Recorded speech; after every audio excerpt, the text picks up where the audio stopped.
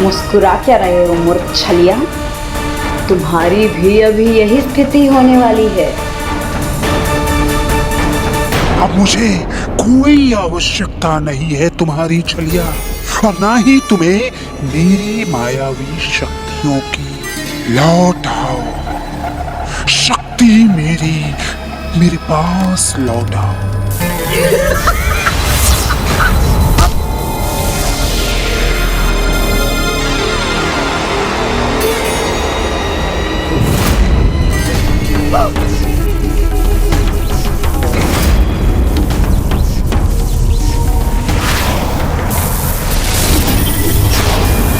ये क्या हो रहा है? इन असुरों ने विश्वासघात किया है मेरे साथ।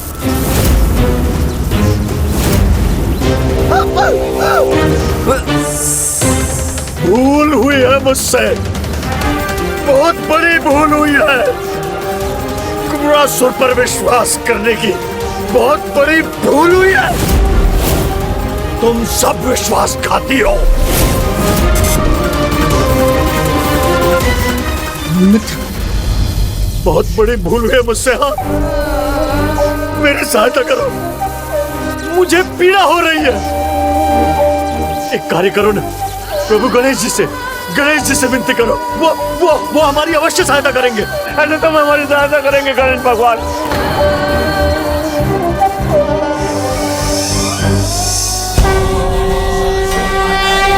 मूषक जी, जो अंत तक स्वयं पर विश्वास रखते हैं, अपनी विजय की आशा नहीं खोते, वही सफल होते हैं। प्रभु तो बार बार अपने शब्दों से मुझे प्रेरणा देते रहे हैं, और मैं प्रभु का सेवक उनके प्रत्येक शब्द का मान रखूंगा। ओम श्री गणेशाय नमः। ओम गणपते नमः। ओम श्री गणेशाय नमः। मुझे आशीष दीजिए प्रभु, मैं आपके वचनों को सार्थक कर सकूं।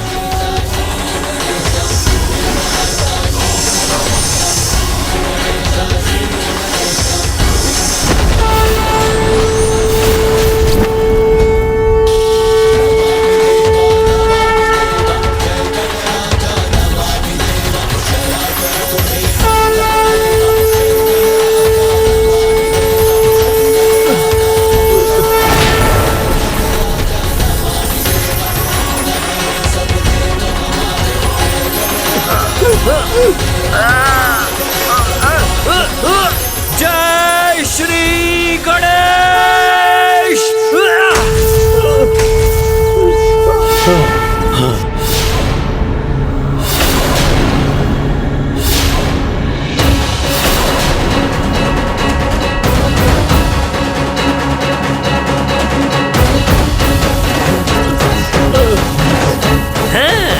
ये मेरे जाल का जंजाल कैसे तोड़ दिया इसने?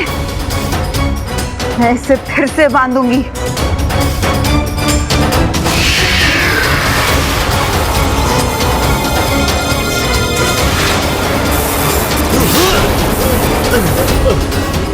आश्चर्य, ये अचानक से इतनी शक्ति और स्फूर्ति कहां से आ गई इस दुर्बल मूषक में? ये क्या हो रहा है? इस मूषक को क्या हो गया? अचानक से कुशल योद्धा में कैसे परिवर्तित हो गया ये? कैसे? नहीं, संकेत नहीं है शुभ तुम्हारे लिए ये क्रूरासुर। मित्र मूषक, अब मेरी भी सहायता करो। मुझे बहुत पीड़ा हो रही है। मेरी सहायता करो मित्र।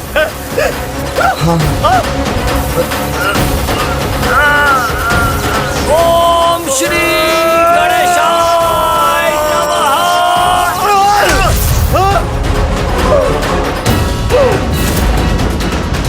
बस मकर राक्षसी, अब तुम्हारे जाल का जंजाल ना मुझ पर प्रभाव करेगा, ना मेरे मित्र छलिया पर। अद्भुत! मित्र मूषक तो अपार शक्ति और अतुलित आत्मबल का स्वामी है। वाह, धन्यवाद मित्र, बहुत बहुत धन्यवाद। तुमने मुझे इन विश्वासघातियों के जाल से मुक्त करा दिया। बहुत बहुत धन्यवाद मित्र।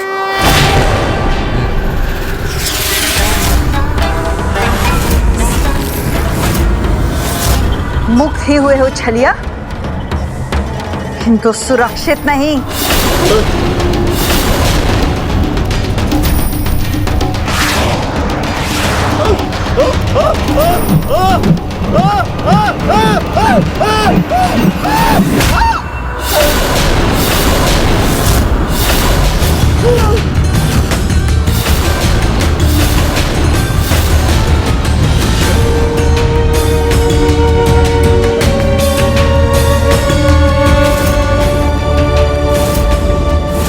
देखा मकड़ राक्षसी, मेरे रहते मेरे मित्र छलिया पर कोई आंच नहीं आ सकती। समय चक्र सबके साथ न्याय करता है मकड़ राक्षसी। जो दूसरों के लिए खाए खोदता है वो स्वयं उसमें गिरकर मर जाता है। लो दुष्टा, अब अपने शस्त्र का प्रहार सहन करो।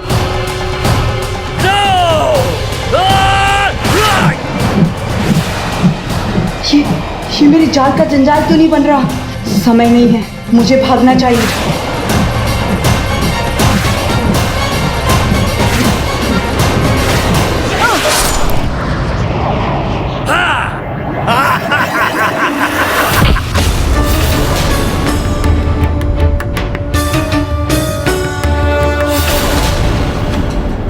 ये क्या हो रहा है? मेरी सेविका मकर राक्षसी का वध कैसे कर दिया इस मूषक ने? कैसे?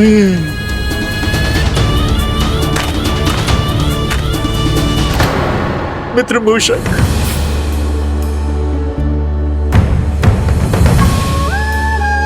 मैंने कपट किया है तुमसे। भस्मसागर तुम्हारे कान में क्या क्या कहा? तुम्हें भीतर से तोड़ने का प्रयास किया है मैंने, है? कितना शत्रुवत व्यवहार किया है मैंने तुम्हारे साथ, फिर तुमने मेरी रक्षा क्यों की? नहीं छलिया, नहीं। तुम तो मेरे मित्र हो, मित्र, मेरे सबसे प्रिय मित्र। हाँ? और फिर प्रभु गणेश जी ने हम दोनों को एक साथ एक कार्य करने के लिए भेजा था। तो दोनों को ही मेरे साथ युद्ध में भाग लेकर पूर्ण सामर्थ्य से मेरे प्रति अपनी निष्ठा का परिचय देना होगा। और जब दो लोग एक साथ एक कार्य करने के लिए जाते हैं तो एक दूसरे का ध्यान रखना उनका कर्तव्य होता है। यही प्रभु श्री गणेश जी का आदेश भी है। इसीलिए तुम्हारी रक्षा करना मेरा कर्तव्य था। मैं अपनी भूल समझ चुका हूं। तो एक गूढ़ रहस्य जो इस विश्वासघाती क्रूरासुर का है, और तुम्हें बताना मेरा कर्तव्य है। मैं तुम्हें बताता हूं। जो वरदान मुझे प्राप्त है उसमें मात्र एक ही स्थिति में मेरी मृत्यु संभव है। मेरा वध मात्र एक मूषक के द्वारा ही हो सकता है। मुष्कासुर, और तुम चाहते हो कि तुम उसका वध कर दो।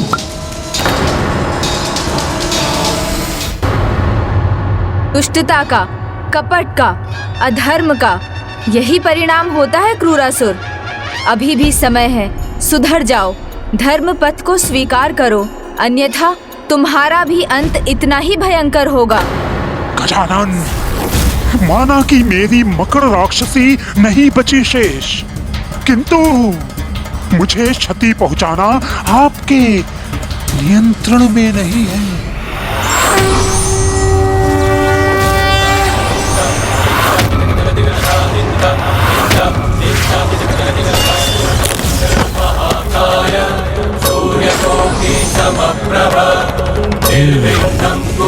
इसका अर्थ है मुझे इस समय प्रभु श्री गणेश जी के साथ होना चाहिए, तभी क्रूरासुर का अंत संभव है।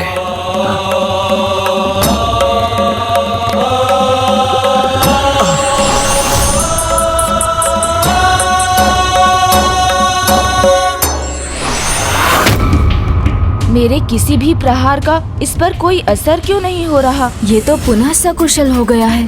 क्यों कर रहे हैं व्यर्थ प्रयास गजानन?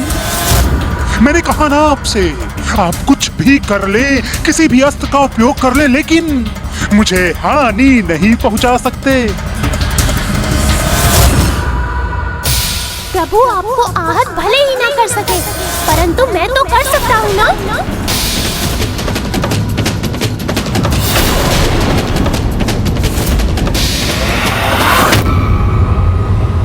नहीं नहीं, ये मूषक यहाँ कैसे आ गया? तो अब मेरा यहाँ रुकना उचित नहीं है। मुझे यहाँ से अपने महल चले जाना चाहिए।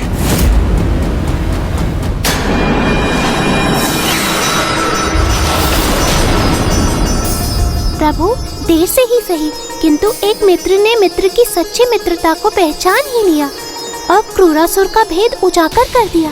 मुझे ज्ञात है प्रभु कि वो कहाँ है। चलिए मूषक जी। जी प्रभु।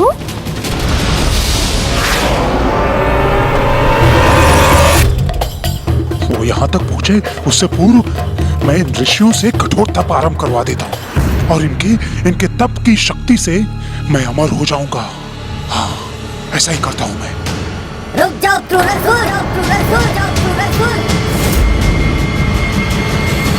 मूषक नहीं छलिया, मित्रता की आड़ में तुमने कपट किया है मेरे साथ। एक सच्चे मित्र को मुझसे दूर करने का अपराध किया है तुमने। इसका दंड तो तुम्हें अवश्य मिलेगा। नहीं, कुछ भी नहीं करोगे तुम। स्तंभित हो जाओगे, स्तंभित हो जाओगे, स्तंभित हो जाओगे।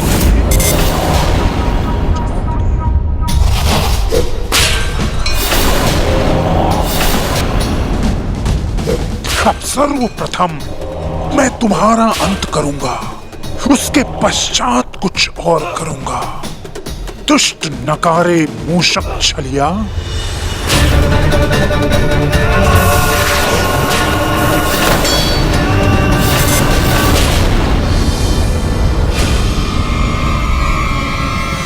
ये किसकी भांस है? किसने रोका है मुझे?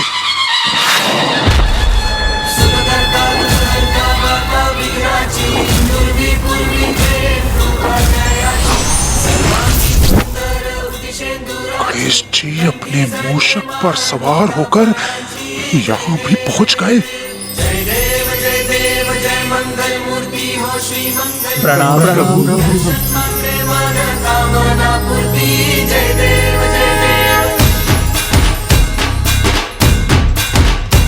तुमने उचित कहा था क्रूरासुर। तुम्हारे इस अमर बनने के कपट प्रयोजन में विघ्नहर्ता गणेश जी ही विघ्न उत्पन्न कर सकते हैं। और देखो, वो यहाँ आ भी गए हैं। देखो,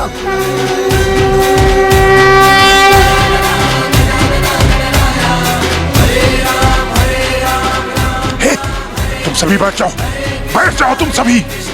तुम सब यहाँ मेरे अमृत के तप के लिए हो। बैठ जाओ।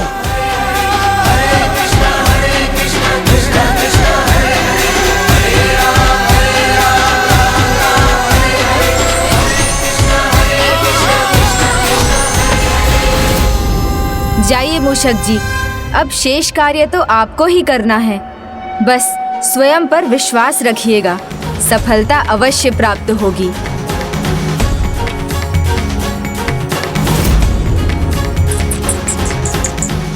तुम आगे नहीं बढ़ोगे, मुझे कोई क्षति नहीं पहुंचाओगे। तुम आगे नहीं बढ़ोगे, मुझे कोई क्षति नहीं पहुंचाओगे। तुम कोई क्षति नहीं पहुंचाओगे तुम।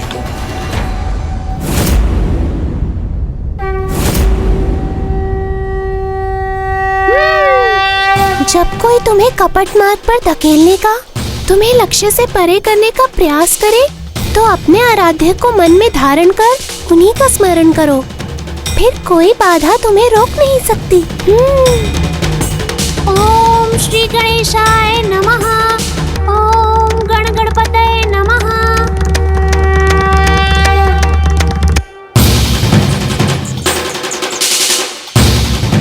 आगे नहीं बढ़ सकते तुम, मुझ पर वार नहीं कर सकते तुम। वहीं रुक जाओ। स्वयं पर विश्वास रखिएगा, सफलता अवश्य प्राप्त होगी। इस पर तो मेरी किसी भी फुसफुसाहट का प्रभाव नहीं पड़ रहा है। ये तो मेरी ओर ही बढ़ता आ रहा है। क्या करूं मैं? कैसे अपनी रक्षा करूं? रुक जाओ, वहीं रुक जाओ मूषक। आगे बढ़ने का और मुझ पर प्रहार करने का साहस नहीं है तुम में। वहीं रुक जाओ, वहीं रुक जाओ मूषक।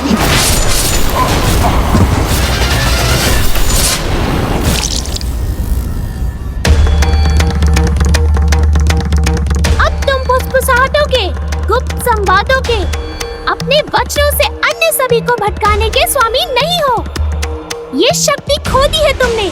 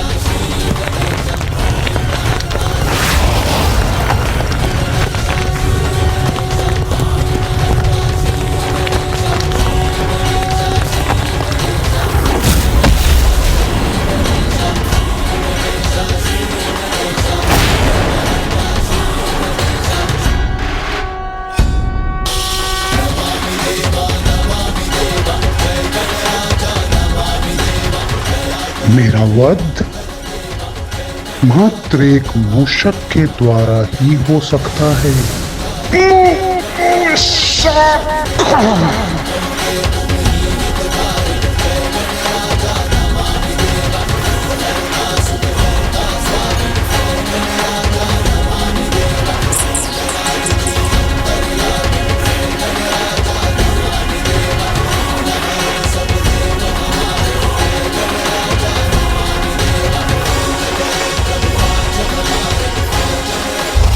प्रभु, मैंने बहुत अपराध किए हैं।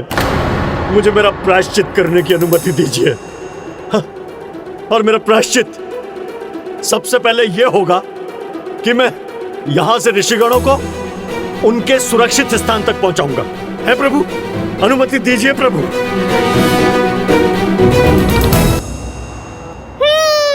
हाँ प्रभु, और हमें भी तो लौटना चाहिए। आज आपके जन्मदिन का गणेश चतुर्थी का उत्सव जो मनाना है। प्रथम पूज्य गणेश जी की जय। प्रथम पूज्य गणेश जी की जय। प्रथम पूज्य गणेश जी की जय। प्रथम पूज्य गणेश जी की जय। प्रथम पूज्य गणेश जी की जय। प्रथम पूज्य गणेश जी की जय। अनुज गणेश चतुर्थी के इतने पावन अवसर पर घटनाओं का ऐसा घटना चक्र बिछेगा, ये तो किसी को भी अनुमान नहीं था। किंतु अभी भी समय है, हमें हमारा उत्सव गणेश आरती के साथ आरंभ करना चाहिए। अवश्य देवसेना जी।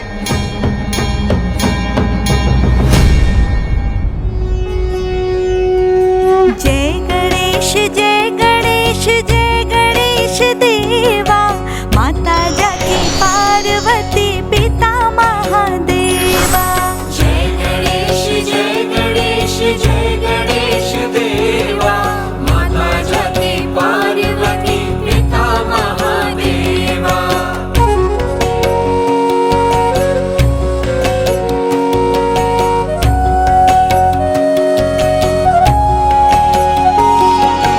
बल और बुद्धि से सिंदूरा संवारा, युक्ति लगाई मुसिकासुर उधारा।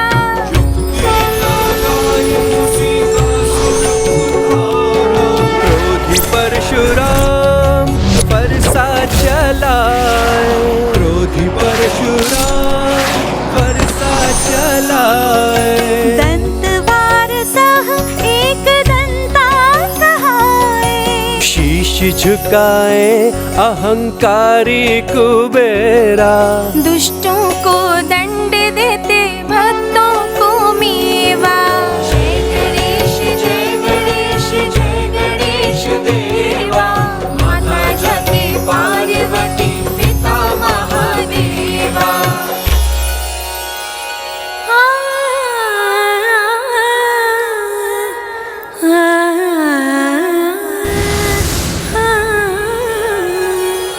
शुक्ल पक्ष चौथ भाद्र मास तू जन्मा।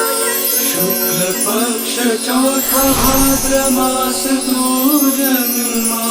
धन्य हुई सृष्टि और धन्य हुई माँ।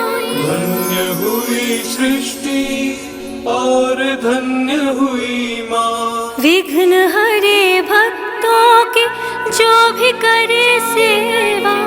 कोटि कोटि आशीष पुत्र चिरंजीवा। जय गणेश जय गणेश जय गणेश देवा। माता जाकी पार्वती पिता महादेवा। गणेश जय गणेश देवा। माता जाकी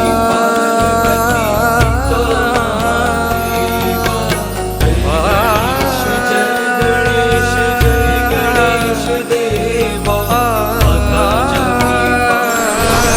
पिता महादेवा।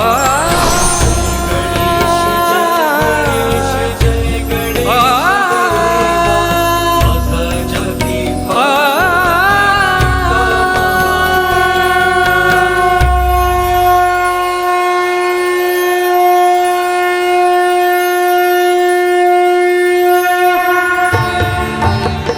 अनुज गणेश, ये दूसरा वाला सिंहासन तो अब भी रिक्त है, तो अब तुम ही घोषणा करो कि इस सिंहासन पर कौन विराजमान होगा।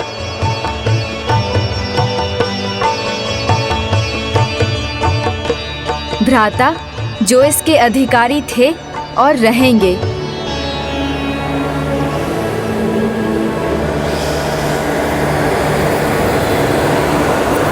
वो है मूषक जी।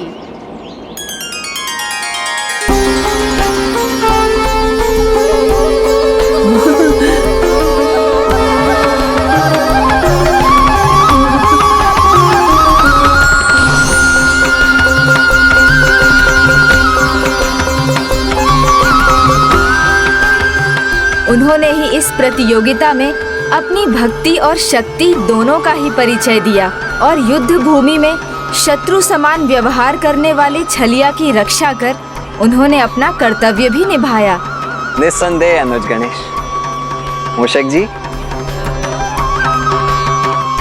प्रभु, मेरी तो बस एक ही इच्छा है, मेरे जीवन का हर क्षण आपके ही काम आए। जब भी देखूं तो मात्र आपके ही दर्शन हो। तथास्तु मूषक जी, ये आपका अधिकार है। आज से आप ही मेरे सबसे निकट रहेंगे। आपको ये स्थान देकर तो मैं आपकी नहीं वरन अपनी मनोकामना पूर्ण कर रहा हूँ मूषक जी।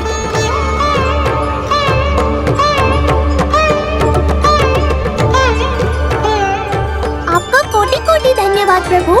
अपने चरणों में अपने संग मुझ जैसे तुच्छ जीव को ये स्थान प्रदान करने के लिए। आज के बाद मेरी प्रत्येक पूजा में मूषक जी का भी स्थान होगा। जिस प्रकार उन्होंने मेरी पूजा की, उसी प्रकार यदि कोई दूर्भा, मंदार, शमी के साथ मेरा पूजन करेगा, वो मेरी कृपा प्राप्त करेगा। और जो गणेश चतुर्थी के अवसर पर मिट्टी, हल्दी या किसी भी अन्य प्राकृतिक वस्तु से बनी मेरी प्रतिमा को अपने गृह में विराजमान करेगा एवं 1.5, 3, 5, 7, 9, 11, 27 या 45 दिन की अवधि तक पूरी श्रद्धा, सच्ची निष्ठा और पवित्रता के साथ मेरा सत्कार और मेरी पूजा करेगा, उनके गृह में सदा मेरा वास रहेगा।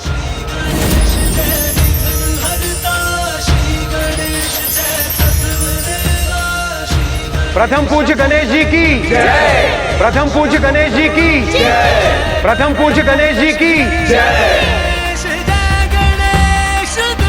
वहाँ एक कोने में क्यों खड़े हो छलिया? यहाँ आओ मेरे सामने। जय गणेश जय गणेश जय गणेश देवा। आज के इस आनंद उत्सव में विघ्न डालने के लिए मुझे क्षमा कीजिए प्रभु, मुझे क्षमा कीजिए प्रभु। क्रूरासुर के कपटपूर्ण वचनों से उसकी फुसफुसाहट से मेरे मन में ईर्ष्या, घृणा और संदेह उत्पन्न हो गया और उसी कपट विधि का प्रयोग मैंने मित्र मूषक पर किया और उसे दुर्बल बना दिया। प्रभु, मुझे क्षमा कर दीजिए। छलिया, तुमने अपनी भूल स्वीकार की, अपना प्रायश्चित किया, इसलिए तुम मेरी क्षमा और कृपा दोनों के ही योग्य हो। सदा स्मरण रखो, किसी को भी छोटा बनाकर हम कभी बड़े नहीं बनते।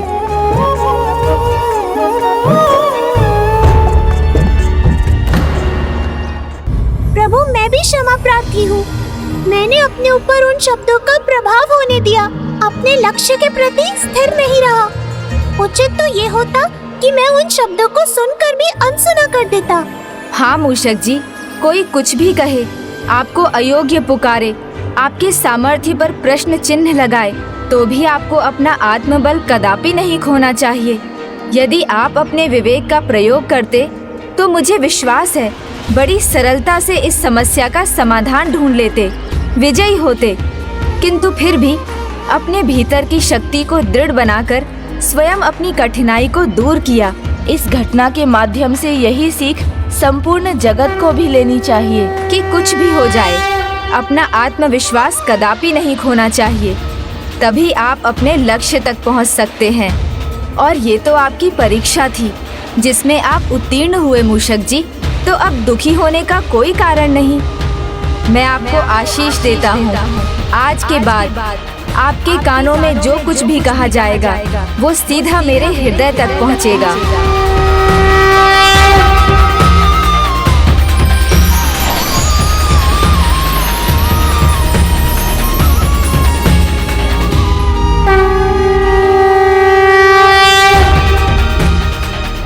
यदि ऐसा है तो सर्वप्रथम मैं अपनी इच्छा कहूंगा।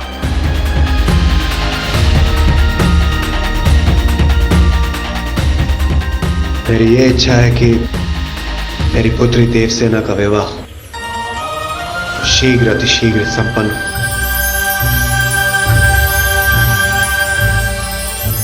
ये तो मेरी भी इच्छा है।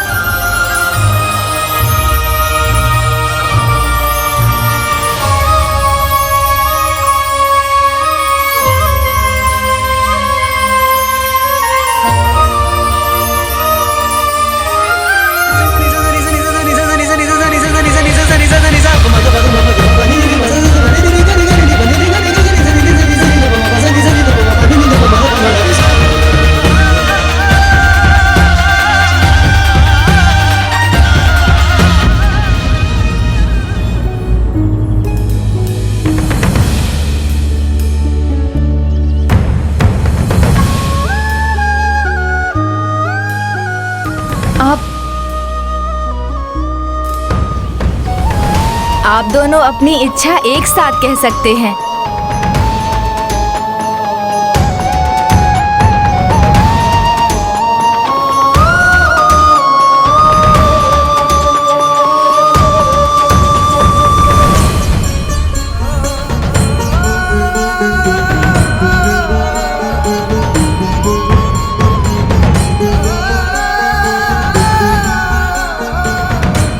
देवी देवसेना का मेरे प्रति अप्रतिम समर्पण देखकर विवाह के प्रति मेरा विचार ही परिवर्तित हो गया है। अब मैं देवी देवसेना से विवाह करने का इच्छुक हूँ। प्रभु, मैं स्वामी कार्तिकेय से विवाह करने की इच्छुक हूँ, किंतु मैं नहीं चाहती कि हमारे मध्य कोई अन्य आए।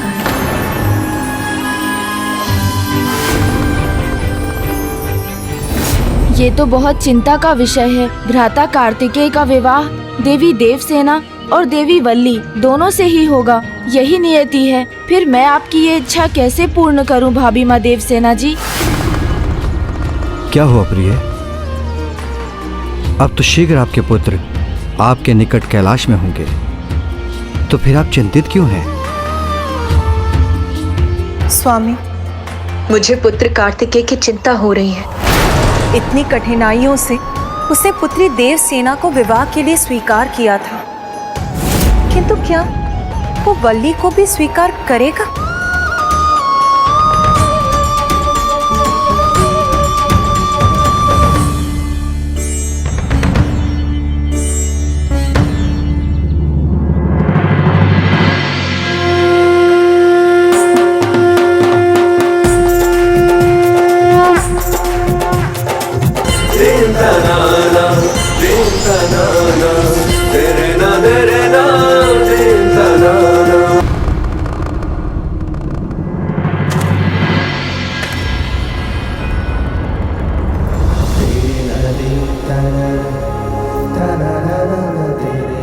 मेरा पुत्र वो आ गया। पवन के इस झोंके ने उसके यहाँ होने का आभास करा दिया मुझे।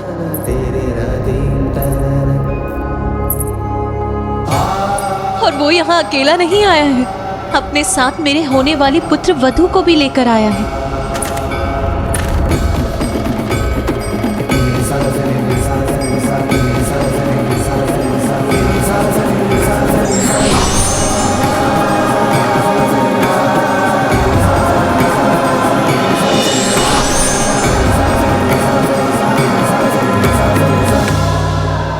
ये लीजिए माता।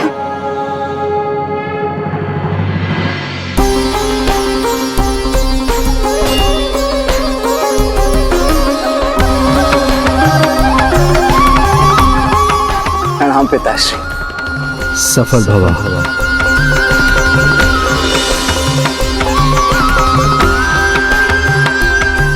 प्रणाम माँ। खुश रहो पुत्र।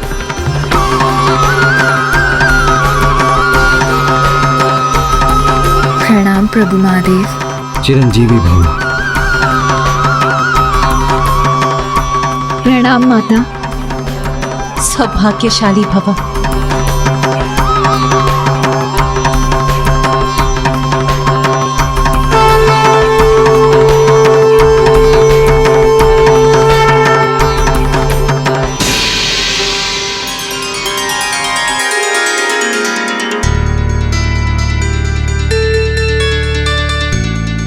माता, अब भ्राता को आशीष दे दिया तो मुझे भी कृतार्थ कीजिए। अपने पुत्र गणेश को भूलिए मत। पुत्र, भला ऐसे कैसे हो सकता है कि मैं तुम्हारा स्वागत न करूं? विघ्नहर्ता श्री गणेश की जय।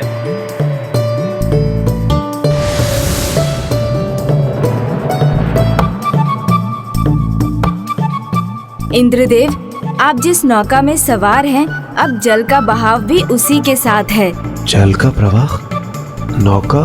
शब्दों पर मत जाइए, अर्थ समझिए देवराज। आपके मन का भाव अब यहाँ के प्रसन्नता भरे वातावरण के अनुरूप है। माता और पिताश्री अत्यंत प्रसन्न हैं, तो उनकी प्रसन्नता को बढ़ाने का यही उचित समय है। हाँ गणेश जी, आपने उचित कहा। हे जगत पिता महादेव, माता पार्वती, इस आनंदमय अवसर पर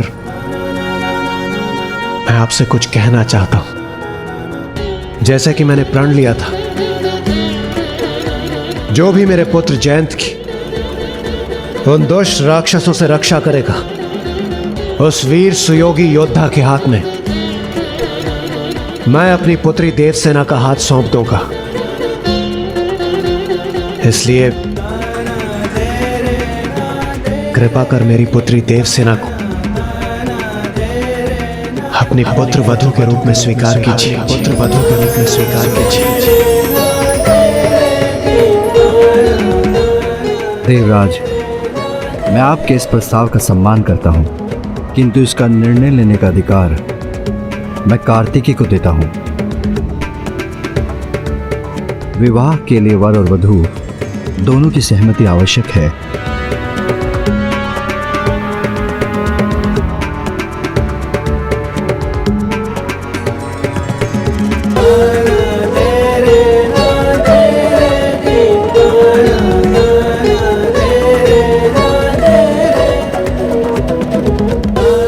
कहीं युद्ध के देवता देव सेनापति कुमार कार्तिक विवाह करने से मना न करते।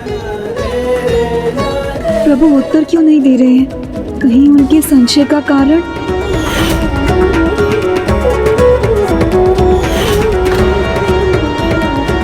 बता सकती हो शिव और शक्ति तत्व क्या है? शिव और शक्ति एक दूसरे से विलग नहीं है। शिव तत्व में शक्ति और शक्ति तत्व में शिव समाहित है।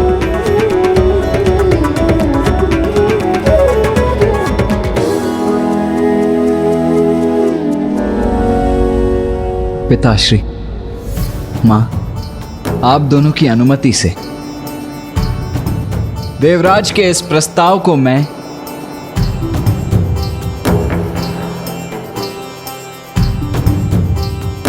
स्वीकार करता हूँ, स्वीकार करता हूँ।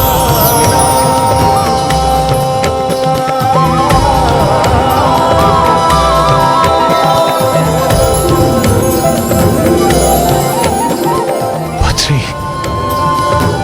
देव सेनापति कुमार कार्तिकेय ने हाँ कहा। उन्होंने विवाह का प्रस्ताव स्वीकार कर लिया, स्वीकार कर लिया उन्होंने।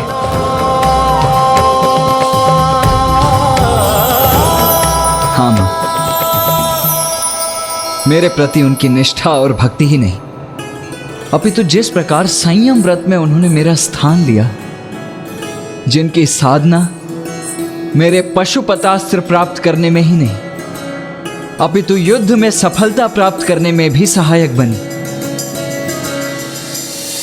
ऐसी अपूर्व प्रतिभा की धनी देवी देव सेना के साथ विवाह के इस प्रस्ताव को स्वीकार कर उन्हें अपनी जीवन संगिनी के रूप में स्वीकार करना मेरा परम सौभाग्य है।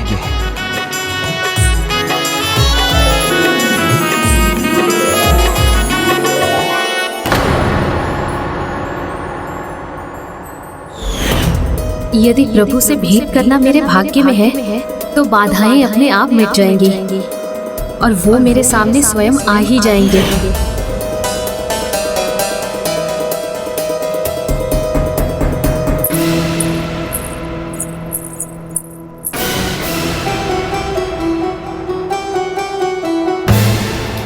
पुत्री देव सेना लजाकर चली गई यहाँ से। नहीं, वो लज्जा कर नहीं, अपितु चिंता में गई है यहाँ से। मुझे ही भाभी माँ को सांत्वना देनी होगी, उन्हें समझाकर उनकी चिंता दूर करनी होगी।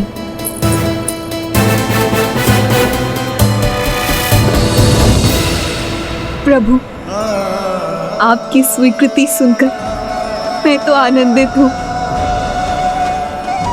किंतु मेरा मन मुझे क्यों रोक रहा है? स्वामी, आपके पत्नी रूप में आपके स्नेह की एकमात्र अधिकारी मैं हूं, और ये अधिकार मैं किसी और के साथ नहीं बांट सकती।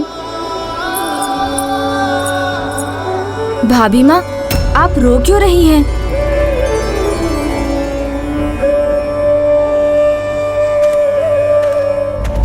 आप व्यर्थ चिंता कर रही हैं भाभी माँ। एक ओर तो आप मुझे भाभी माँ पुकार रहे हैं देवर जी, और दूसरी ओर आपका दिया ये दिव्य दर्पण मुझे कुछ और दृश्य दिखाता है। दोनों में सत्य क्या है? मेरे प्रश्न का उत्तर आप नहीं दे सके ना देवर जी? तो देखिए, इसका उत्तर इस दर्पण में अंकित है। आपकी भाभी माँ मैं नहीं, कोई अन्य है।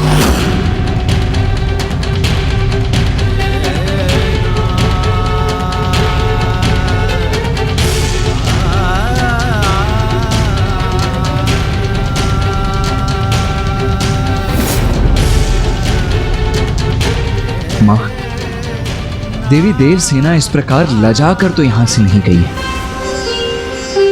तो उसका क्या कारण है?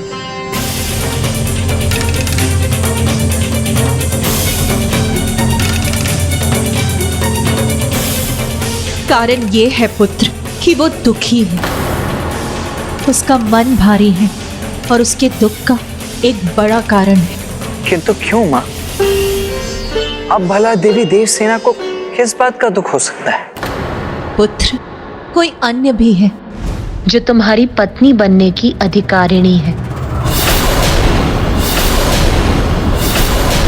और उसका नाम है वल्ली। वल्ली।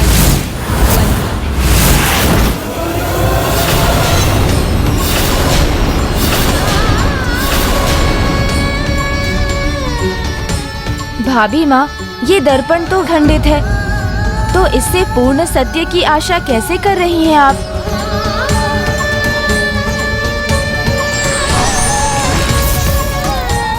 लीजिए भाभी माँ, खंडित दर्पण खंडित सत्य ही दिखाता है। इस पूर्ण दर्पण में अब आप पूर्ण सत्य देख लीजिए।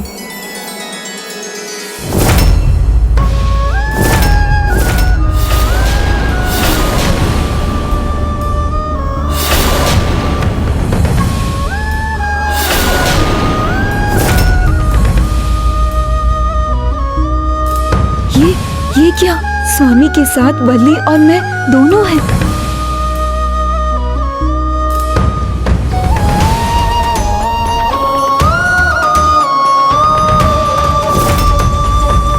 ये सरल हो या जटिल, प्रिय हो या अप्रिय, वो तो सत्य ही होगा। जो छवि अब आपके सामने है वो पूर्ण सत्य है, जिसे आपको स्वीकार करना है। किंतु माँ, जब मैं देवी देवसेना को अपनी अर्धांगिनी के रूप में हृदय से पहले ही स्वीकार कर चुका हूँ, तो किसी अन्य को वो स्थान मैं कैसे प्रदान कर सकता हूँ? ये कैसी दुविधा है माँ? एक ओर आपका आदेश है और दूसरी ओर देवी देवसेना के साथ होता हुआ ये अन्याय। ये कैसी विडंबना है? ये कैसे संभव है देवर जी?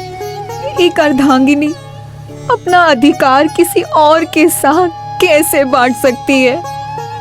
आप ही बताइए। अपने देखते देखते मैं अपना स्थान किसी और को कैसे लेने दूं?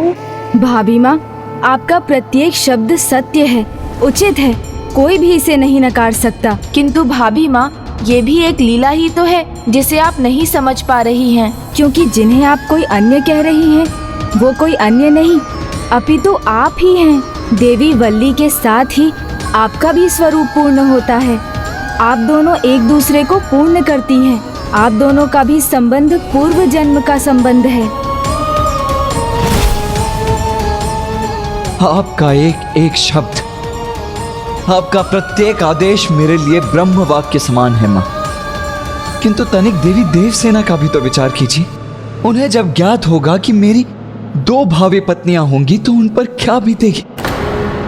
भाभी माँ, जब आपको देवी श्री वल्ली का पूर्ण परिचय प्राप्त हो गया है तो आपको ही भ्राता को मनाना होगा कि वो उन्हें भी स्वीकार करें, क्योंकि आपकी अनुमति के बिना वो ऐसा कदापि नहीं करेंगे। कदाचित प्रभु से मेरी भेंट में आप ही मेरी सहायक बनेंगी।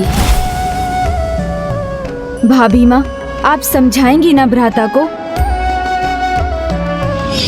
मुझे क्षमा कीजिए माँ। मेरा हृदय देवी देवसेना को अपनी अर्धांगिनी के रूप में स्वीकार कर चुका है। अब देवी श्री वल्ली को भी मैं उसी रूप में स्वीकार करने में असमर्थ हूँ माँ। मुझे क्षमा कर दीजिए। मैं देवी देवसेना के साथ इतना बड़ा अन्याय नहीं कर सकता माँ।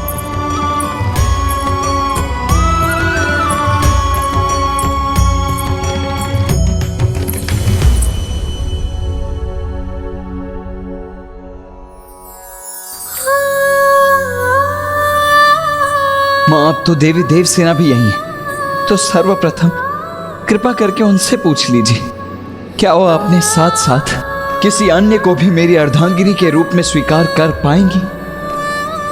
क्या अपने अधिकार को किसी अन्य के साथ भी बांट पाएंगी?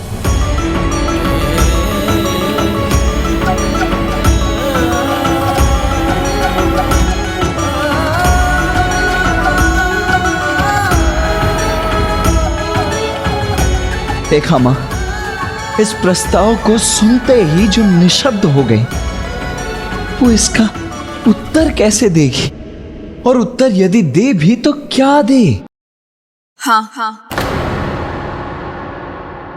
प्रभु, मेरा उत्तर हाँ है।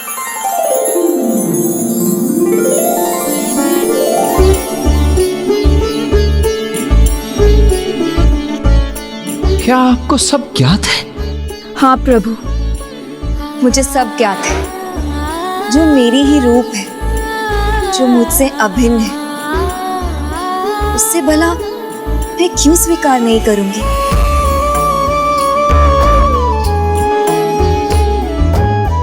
स्वयं देवर जी ने मुझे विस्तार में उनका परिचय दिया, इसीलिए स्वयं अपने आप से मैं क्या बैर रख सकती हूँ? हम दोनों एक ही तो हैं। यदि आप जल हैं तो वो आपकी शीतलता है, यदि आप अग्नि हैं तो वो आपका ताप है, आप शरीर हैं तो देवी श्री वल्ली कुंडलिनी है, जिनके साथ आने पर ही पूर्ण जागृत शरीर संभव होता है, जो परम ब्रह्म प्रभु को पहचानने में सक्षम होता है।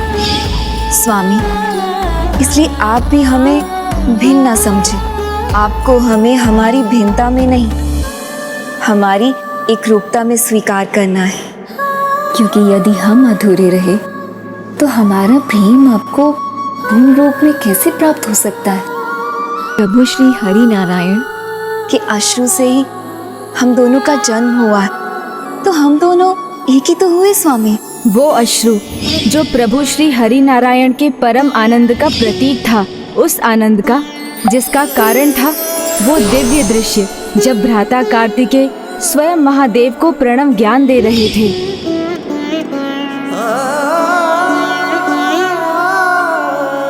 आपकी अद्भुत लीला देखकर बहने वाले अश्रु से हम दोनों का जन्म हुआ। तो आपके प्रति आसक्ति, निष्ठा और समर्पण तो हमारी नियति है, इसलिए हमने आपकी तपस्या की। तब आपने हमें वरदान दिया था कि हमारे अगले जन्म में आप अपनी पत्नी के रूप में हमें स्वीकार करेंगे। मैं आप दोनों को एक वचन देता हूँ कि आपके अगले जन्म में जब सभी परिस्थितियां उचित होंगी, मैं आप दोनों से विवाह अवश्य करूंगा। हमारे पूर्व जन्म में हमें आपके दर्शन का सौभाग्य और वरदान प्राप्त हुआ, तो उसी प्रकार इस जन्म में भी हमें स्वीकार करके हम पर कृपा कीजिए स्वामी।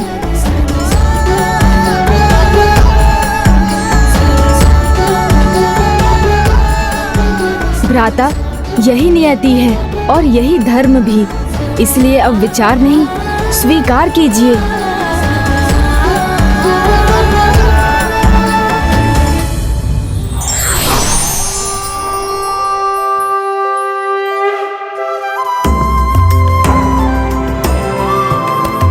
प्रणाम भ्राता विष्णु। प्रणाम मामा श्री। ये सत्य है पुत्र कार्तिकेय, मेरी पुत्रियों के भाग्य का निर्णय तो उनके जन्म के साथ ही हो चुका। तुम्हारी पत्नी बनना ही उनकी नियति है। अब तुम भी उचित निर्णय लेकर उनके और अपने जीवन को सफल करना।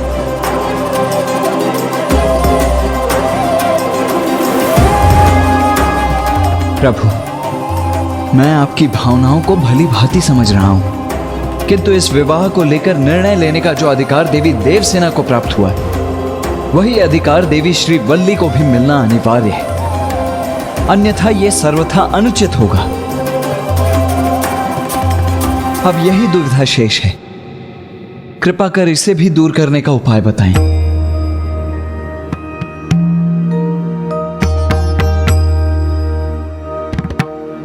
उपाय है। उनके मन में आपको लेकर क्या विचार है, ये ज्ञात करने का तो वही उपाय है जो पिताश्री ने माता से विवाह के पूर्व अपनाया था, और वो है परीक्षा। पुत्र, दाम्पत्य जीवन में परीक्षा तो दोनों को ही देनी होती है। जैसे तुम्हारे पिता भी वैरागी रूप में मुझे पाने के लिए तपस्या में लीन थे, किंतु माता, पिताश्री जगत पिता महादेव हैं और आप महेश्वरी जगत माता हैं, और मैं मात्र कुमार कार्तिकेय। चिंता मत कीजिए भ्राता, मैं हूं ना, मैं आपकी सहायता करूंगा। प्रभु, अपने अति उत्साह में ये क्या कह दिया आपने? कहीं देवी श्री वल्ली प्रभु कार्तिकेय की परीक्षा में सफल ना हो सकी तो? आपको तो ज्ञात है ना, स्वामी कार्तिकेय को प्रसन्न करना कितना कठिन है। और उससे भी बड़ी समस्या ये है मूषक जी कि यदि भाभी माँ देवी श्री वल्ली को भी प्रसन्न करना कठिन हुआ तो? किंतु कोई बात नहीं, विघ्न करता हूँ तो विघ्न हरता भी तो मैं ही हूँ।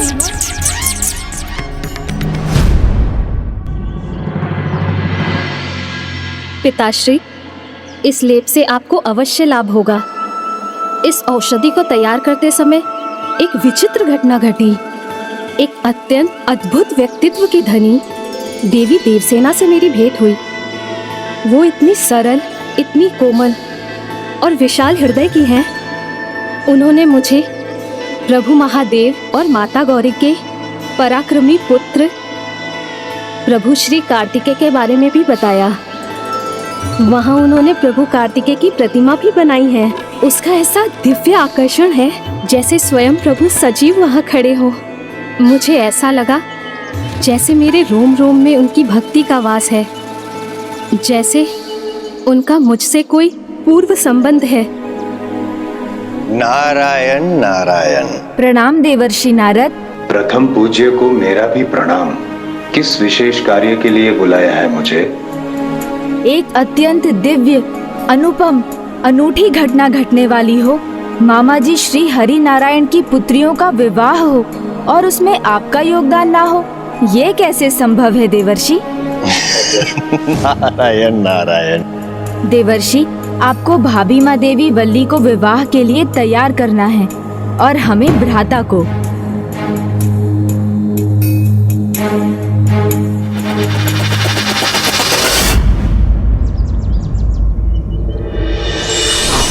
नारायण नारायण। संबंध है, अवश्य संबंध है, और तुम्हारा अनुभव सत्य है।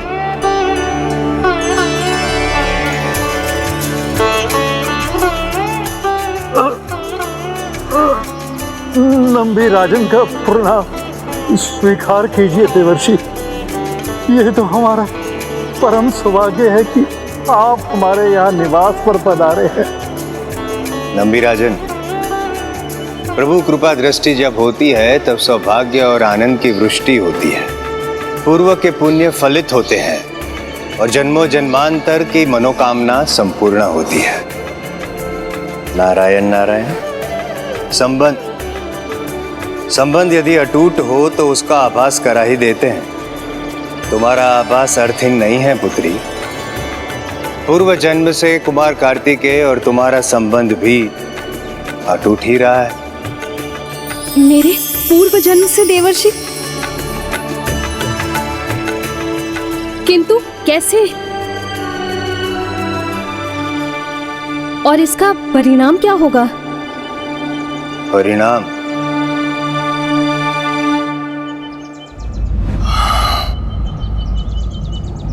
विवाह होगा।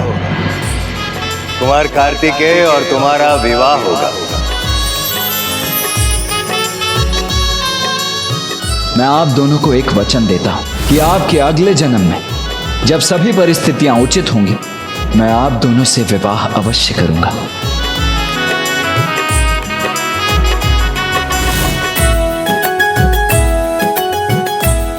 यदि इस जन्म में भी तुम्हारे मन में प्रभु कार्तिकेय के प्रति वैसी ही श्रद्धा और भक्ति है, उसके वरदान को पूर्ण होने से कोई नहीं रोक सकता। कदाचित वो समय आ गया है। नारायण नारायण। आप इतना शुभ समाचार लेकर आए हैं, आपका कोटि कोटि धन्यवाद। नारायण नारायण।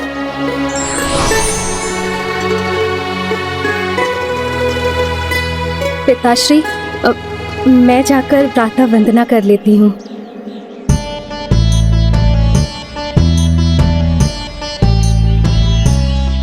प्रभु, मेरी सूचना के अनुसार यही है भाभी माँ देवी वल्ली का देव स्थान। प्रतिदिन प्रातः वंदना के लिए यहीं आती है। तो हम यही भाभी माँ श्री वल्ली की प्रतीक्षा करेंगे। गणेश, मूषक जी, सर्वप्रथम उन्हें विवाह के लिए हाँ तो कहने दीजिए, उसके पश्चात कह लेना देवी वल्ली को भाभी माँ। उनकी हाँ भी होगी, शीघ्र होगी। फिर बुला लूंगा भाभी माँ को। भाभी माँ वो बस आती ही होंगी। आप यहाँ उनकी परीक्षा के लिए रुकिए और हमें जाने की अनुमति दीजिए। अनुज गणेश, तुम ऐसे कैसे जा सकते हो? देखो, अभी तक तुमने मुझे बताया नहीं है कि मुझे यहाँ करना क्या है, ये परीक्षा लेनी कैसे, देवी वल्ली से विवाह के लिए हाँ कैसे बुलवानी। भ्राता, परीक्षा भी आपको ही निर्धारित करनी होगी। ऐसे कैसे मुझे ही निर्धारित करनी होगी गणेश? नहीं नहीं, देखो, तुमने वहां कैलाश में मुझसे क्या कहा था कि भैया मैं आपकी सहायता करूंगा, कहा था ना, तो अब यहाँ आकर ऐसे सब कुछ तुम मुझ पर नहीं छोड़ सकते। जो तुमने कहा है वो तुम्हें करना होगा गणेश। सहायता करो मेरी, मुझे बताओ क्या करना है, कैसे करना है, कुछ सुझाव तो दो मुझे।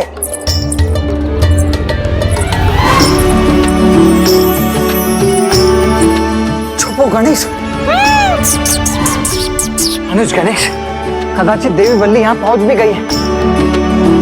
शीघ्रता करो, कुछ उपाय सुझाओ मुझे। अद्भुत, सर्वथा अद्भुत। देखा मूषक जी, उनसे भेंट किए बिना भी भ्राता कैसे भाभी माँ की पदचाप पहचान गए।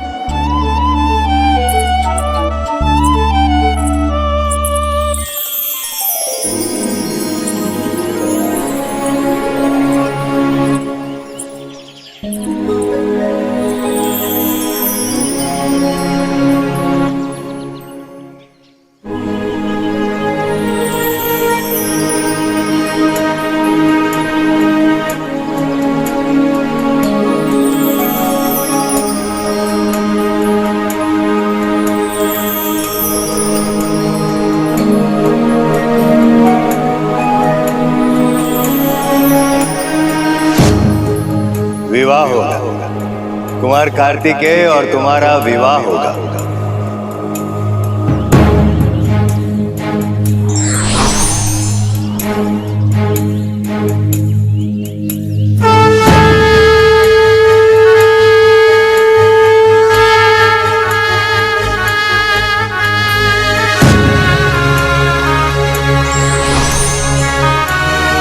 सीधे जाकर पूछ ही लेता हूं।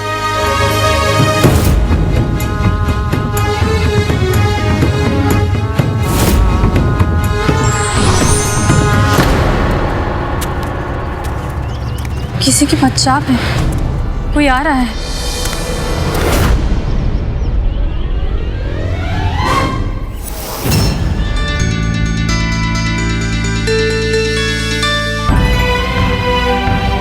एक पल के लिए ऐसा आभास हुआ मानो मेरे प्रभु कार्तिकेय आए हों।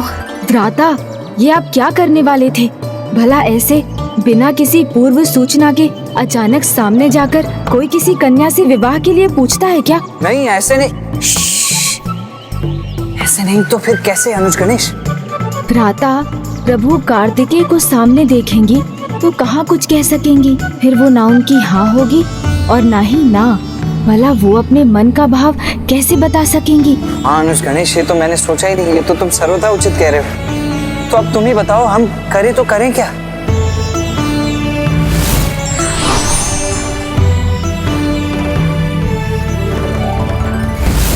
उपाय है ना भ्राता? क्या? आप भी वैसे ही जाइए जैसे पिताश्री माता के पास गए थे, भेष बदलकर। साधारण मनुष्य का रूप धारण कीजिए, फिर उनका कोई संकट दूर कर उन्हें प्रभावित कीजिए। किंतु बस इसका ध्यान रखिए कि। समझ गया, मैं पूर्णतः समझ गया अनुज गणेश। अब तुम देखो मैं क्या करता हूँ।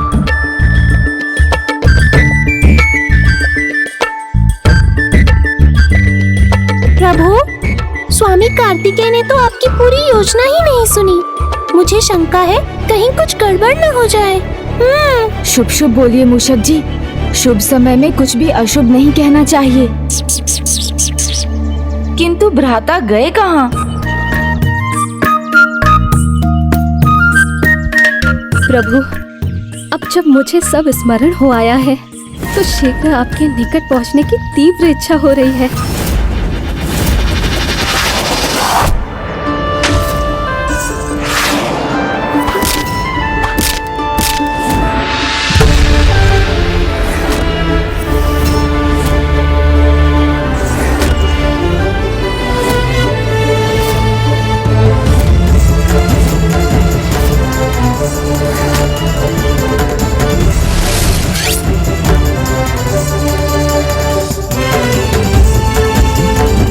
यदि इन्होंने इस रूप में मुझे पहचान लिया तो इस परीक्षा में ये उत्तीर्ण हो जाएंगी, अन्यथा मैं समझूंगा कि नियति को यह विवाह स्वीकार ही नहीं।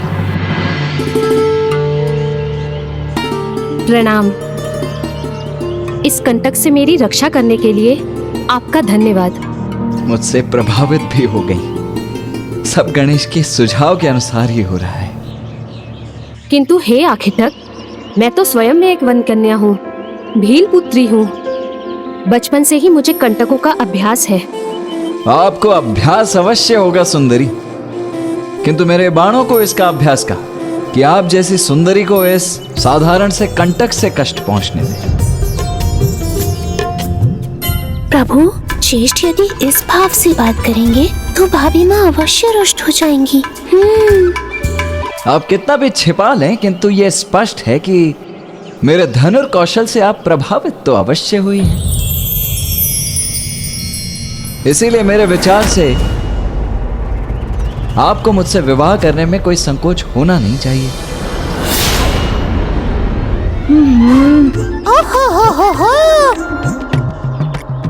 विवाह?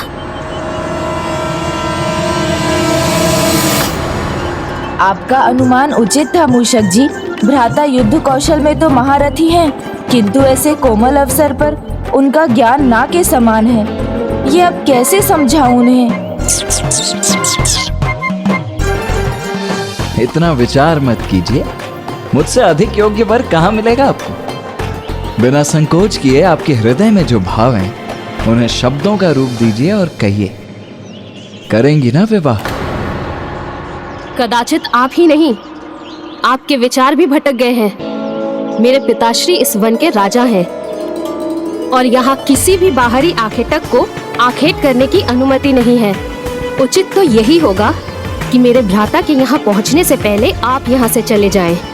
वो पूजा के लिए यहाँ पहुँचते ही होंगे। उन्होंने आपको देख लिया ना तो आप संकट में आ जाएंगे।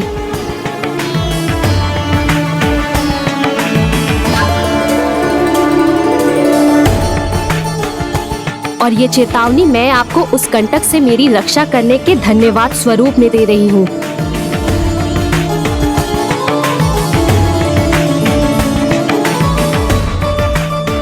सुंदरी, आपकी चेतावनी तो मैंने सुन ली है, किंतु अभी तक आपका उत्तर नहीं सुना है मैंने। कहिए, क्या उत्तर है आपका? हाँ या ना?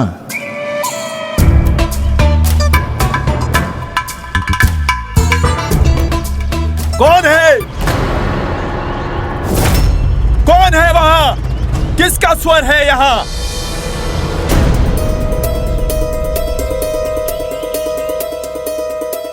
लौट आइए भ्राता, वहाँ से लौट आइए। किंतु अनुज गणेश, अब तक मैंने देवी वल्ली से ना हाँ सुनी है ना, फिर मैं कैसे आ सकता हूँ? उनके भ्राता पहुँच गए हैं यहाँ, उनके सामने वो हाँ कैसे बोलेंगी? और वैसे भी आप जिस भाव से उनसे बात कर रहे थे, ना बोलने के सिवाय वो भला क्या कहेंगी? प्रभु सावधान।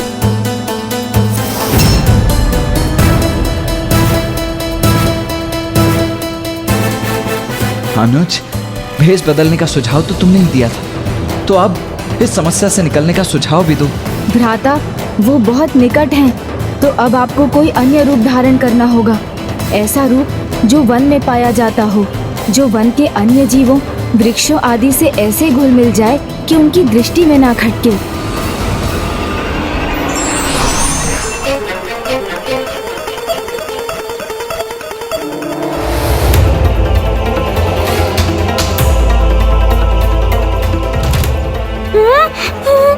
यहाँ तो कोई भी नहीं है। एक पल में कहाँ अदृश्य हो गया? ढूंढता हूँ उसे अभी।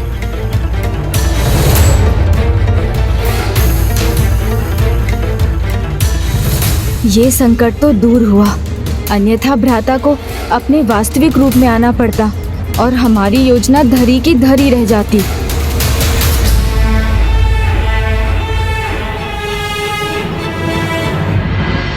ओम नमः शिवाय।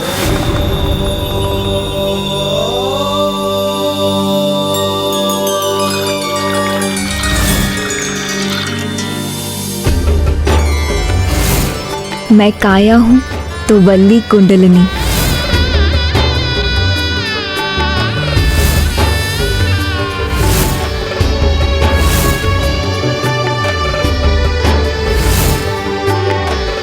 कदाचित वो भाग ही गया।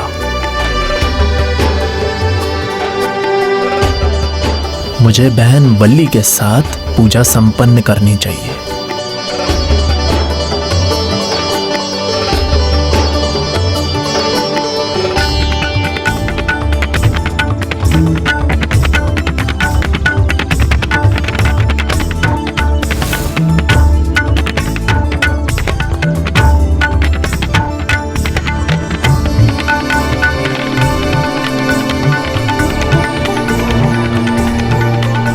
बहन वली, यहाँ कोई बाहरी आके टकी दिखाई दिया था क्या? हाँ भ्राता, मैंने भी देखा था उसे।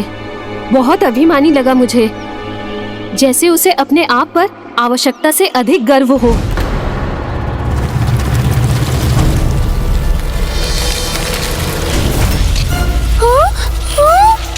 बहन, ये वेंगई का वृक्ष पहले भी यहीं था क्या? नहीं भ्राता, लगता है भ्राता का भेद खुल जाएगा।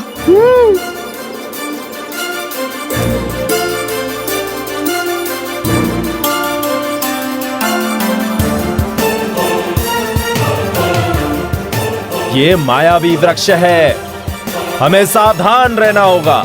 कदाचित इसे काटना ही उचित होगा। न रहेगा ये और न रहेगी इसकी माया। कुछ कीजिए प्रभु, ये तो वृक्ष रूप में प्रभु कार्तिकेय को काटने जा रहे हैं। हाँ। क्या करूं मैं जिससे भ्राता का परिचय भी उजागर ना हो और उनकी रक्षा भी हो जाए? प्रभु, अपनी किसी लीला से रोकिए इन्हें।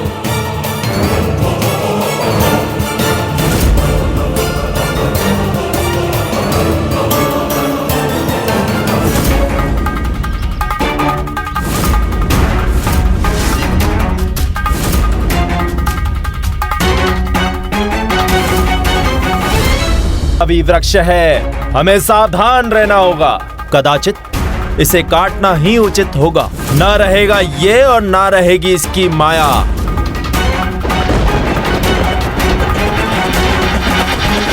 रुक जाइए।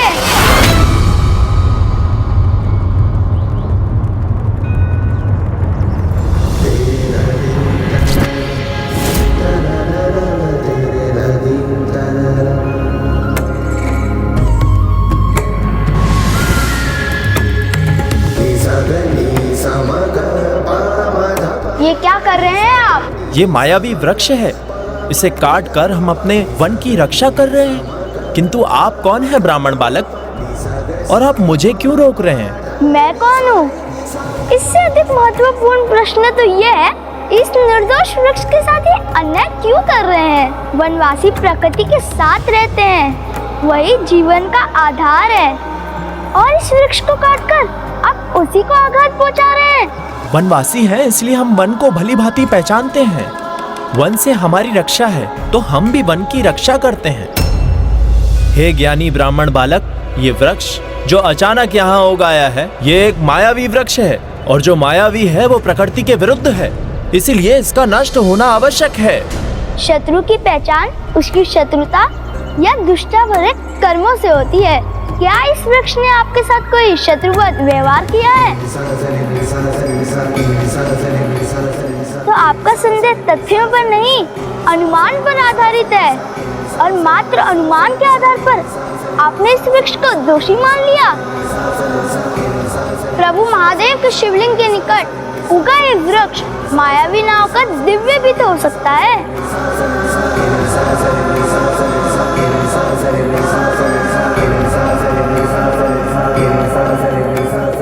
ये तो सत्य है, इस वृक्ष की एक दिव्य आभा है। ये भी तो संभव है कि ये वृक्ष यहाँ किसी महान शुभ कार्य के लिए प्रकट हुआ हो। आपको तो इसे प्रणाम करना चाहिए। शुभ कार्य? सत्य ही तो है। सर्वप्रथम देवर्षि नारद यहाँ आए, अब ये दिव्य वृक्ष, इन दोनों का अवश्य कोई संबंध है।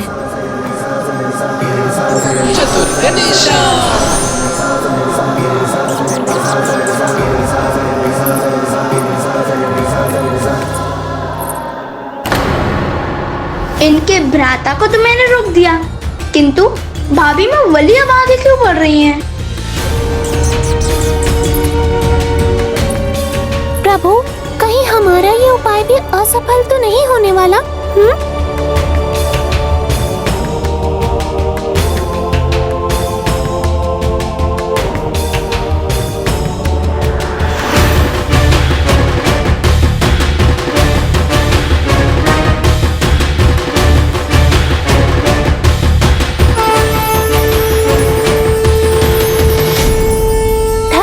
प्रभु, यदि आप स्वयं यहाँ भेष बदल कर न आते तो आज आपके भ्राता का ये प्रेम प्रसंग युद्ध में परिवर्तित हो जाता। कार्य संपन्न हुआ प्रभु, चलिए।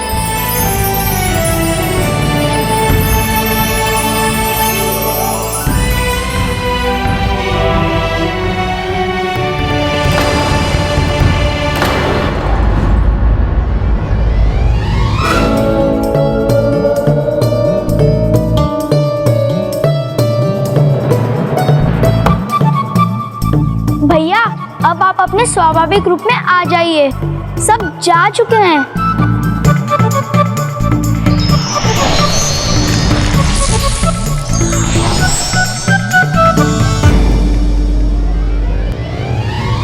ये कैसा उपाय सुझाया तुमने मुझे गणेश? अभी काट देते हो मुझे, पर ये सब करने का लाभ क्या है अनुज गणेश? सुना तो तुमने भी होगा ही। कैसे कटु शब्द कह रही थी मुझे वो। दंभी, अभिमानी, ऐसा हूं मैं, ऐसा हूं। भ्राता, ये तो अनुचित है।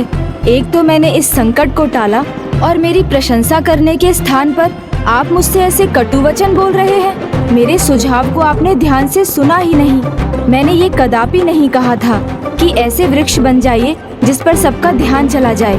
उससे पहले मैंने भेष बदलने को कहा तो आपने भेष के साथ अपना व्यवहार भी बदल लिया। किसी कन्या को क्या इस प्रकार प्रस्ताव दिया जाता है?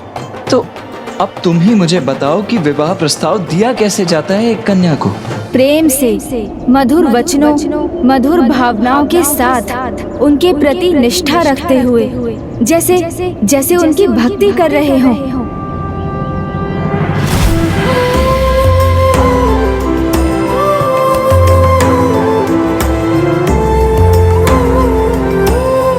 अब समझा। जब आप मेरी भक्ति में लीन थी तो निशब्द रहकर भी आप मेरे प्रति अपना स्नेह व्यक्त कर रही थी। क्या भ्राता, एक तो मेरे सुझाव आप समझ नहीं रहे हैं और जब समझा रहा हूँ तो आपका ध्यान कहीं और ही भटका हुआ है। मेरी बात सुन ही नहीं रहे हैं। तो अब तुम ही बताओ अनुज गणेश कि मैं क्या करूँ? जो तुम कहोगे वही मैं करूँगा।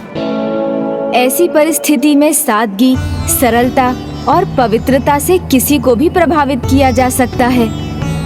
और साथ ही कुछ अद्भुत कीजिए। और आप तो जानते हैं, चमत्कार को सभी नमस्कार करते हैं। पिताश्री का कष्ट अब मुझसे देखा नहीं जाता। अभी भी स्वस्थ नहीं हुए, शैया से भी नहीं उठ पाते। चमत्कार अवश्य करूंगा। और जब भाभी माँ आपसे पूर्ण रूप से प्रभावित हो जाएं, तब आप भाभी माँ को विवाह प्रस्ताव दे दीजिए। बस पिछली बार के समान। समझ गया।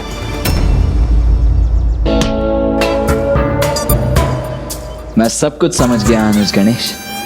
इस बार मैं सब कुछ उचित ही करूंगा। और हाँ, मैंने पहले भी कहा था अनुज गणेश कि भाभी माँ उन्हें तभी बुलाना जब वो विवाह के लिए हाँ कह देंगी। किंतु भ्राता, आप पूरी बात सुन तो लीजिए। फिर से आधा ही कहा सुनकर चले गए प्रभु, पूरी बात सुनी ही नहीं। चलिए मूषक जी, हमें उन पर दृष्टि बनाए रखनी होगी।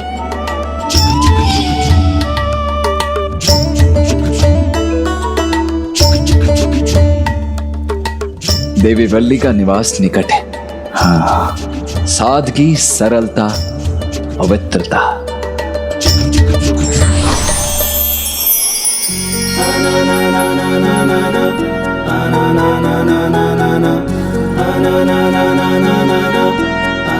हर हर महादेव। देखो पुत्री, द्वार पर शायद कोई सिद्ध ऋषि आए हैं। जाओ। जी।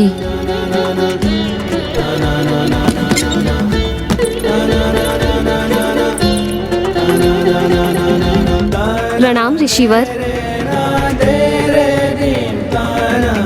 तो अब नंबी राजन जी स्वयं को इतना महान मानने लग गए हैं। अपने पद का इतना अहंकार हो गया है उन्हें कि इस शिव भक्त के स्वागत के लिए स्वयं द्वार पर भी नहीं आ सके। भ्राता को तो प्रेम पूर्वक बात करने बोला था, परंतु वो तो क्रोध की वर्षा कर रहे हैं। ना तो मेरा सुझाव मान रहे हैं और ना ही देवी वल्ली से उचित प्रकार से व्यवहार कर रहे हैं। क्षमा कीजिए ऋषिवर, अस्वस्थ होने के कारण मेरे पिताश्री स्वयं आकर आपका स्वागत न कर सके। तो चेष्टा तो कर सकते थे। जाओ जाकर कहो उनसे कि वो चेष्टा करें, क्योंकि स्वयं महादेव भी उन्हीं की सहायता करते जो जीवन में चेष्टा करते हैं। भूमि पर प्रथम पग पड़ते ही महादेव की कृपा उन पर बरसेगी और वो पुनः स्वस्थ हो जाएंगे। इन ऋषि के वचनों ने मेरे मन में नवीन उत्साह भर दिया है। उन्होंने संकेत दिया है मुझे प्रयास करना चाहिए।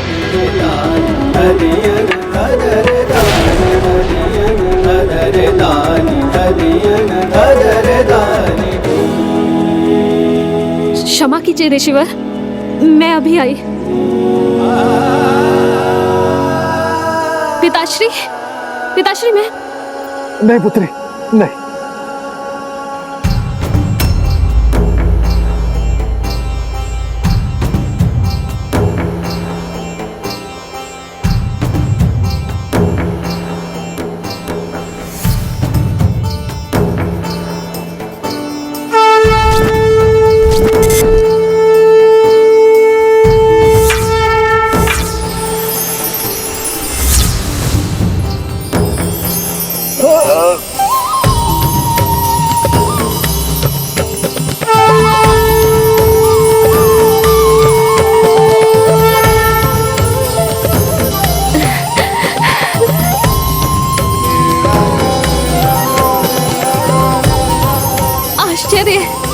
अद्भुत।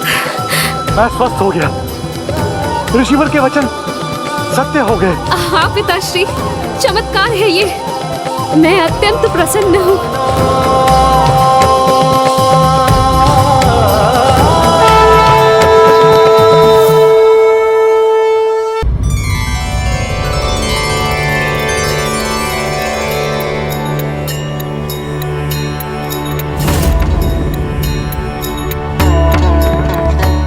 प्रणाम ऋषिवर, आपको कोटि कोटि धन्यवाद कि आप यहाँ पर आए और मुझ पर ये कृपा की। हे ऋषिवर, आपके चरण यहाँ पड़ते ही हमारा तो भाग्य सुधर गया। पिताश्री पल भर में स्वस्थ हो गए। इसलिए हे महान ऋषिवर, हमें अपना परिचय देने की कृपा कीजिए। कौन है आप? मैं शिवपुत्र का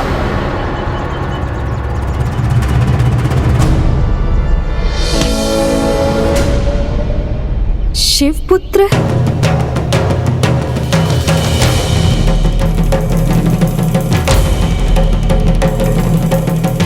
मेरा तात्पर्य है कि हम सभी शिव की संतानें ही तो हैं। सभी परमेश्वर महादेव के अंश हैं। मैं भी उन्हीं का एक अंश मात्र ही हूं।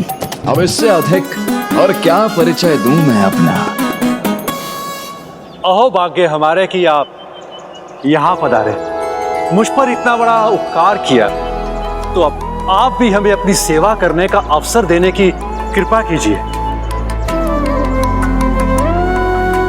पुत्री, ऋषिवर के स्वागत सत्कार का प्रबंध करो। हाँ। इसमें किसी भी प्रकार की कोई कमी नहीं होनी चाहिए। पधारिए ऋषिवर।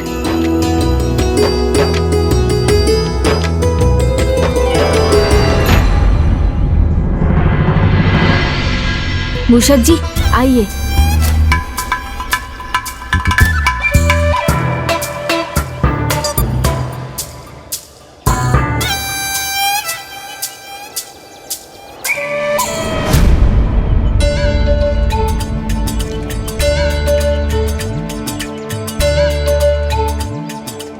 योजना के 2 भाग तो पूर्ण हो गए। भ्राता ने चमत्कार भी दिखा दिया और भाभी माँ को प्रभावित भी कर लिया। अब बस विवाह प्रस्ताव रखना शेष है। वैसे इस चमत्कार के बाद तो भाभी माँ वल्ली का मना करना संभव नहीं लगता। चमत्कार को नमस्कार करना ही होगा उन्हें, क्यों प्रभु? हे ऋषिवर, आज रात्रि आप यहीं विश्राम कीजिए, हमें और सेवा करने का अवसर दीजिए। देवी, आपकी इतनी सेवा और निष्ठा से मैं अत्यंत प्रसन्न हूँ।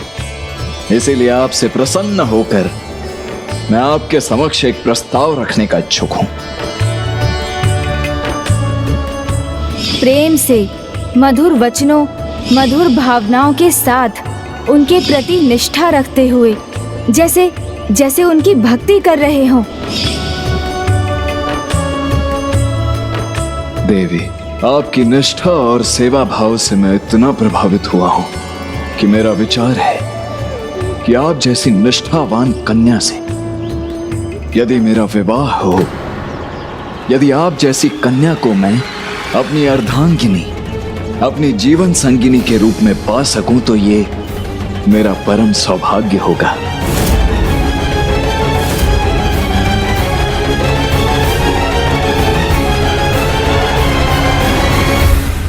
विवाह होगा, कुमार कार्तिकेय और तुम्हारा विवाह होगा।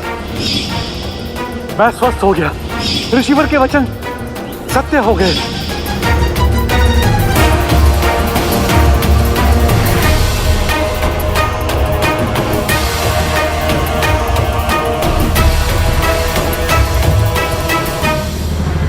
चमत्कार कर आपने अपनी महानता सिद्ध कर दी।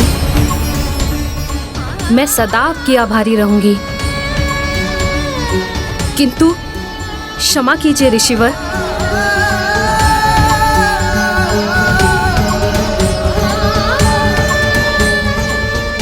मैं आपका ये प्रस्ताव स्वीकार नहीं कर सकती।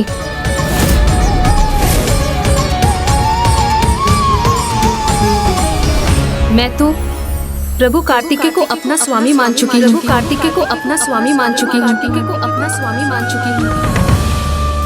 मन ही मन उन्हें अपना सर्व समर्पित कर चुकी हूँ। मेरे हृदय में एकमात्र उन्हीं का वास है। मेरा तो जन्म उन्हीं के लिए हुआ है। मूषक जी, लड्डू मिलने वाले हैं। भाभी माँ ने भ्राता के प्रति अपनी निष्ठा स्पष्ट कर दी। किंतु जब मेरे प्रति इनकी निष्ठा इतनी दृढ़ है तो ये मुझे पहचानने में असमर्थ क्यों है?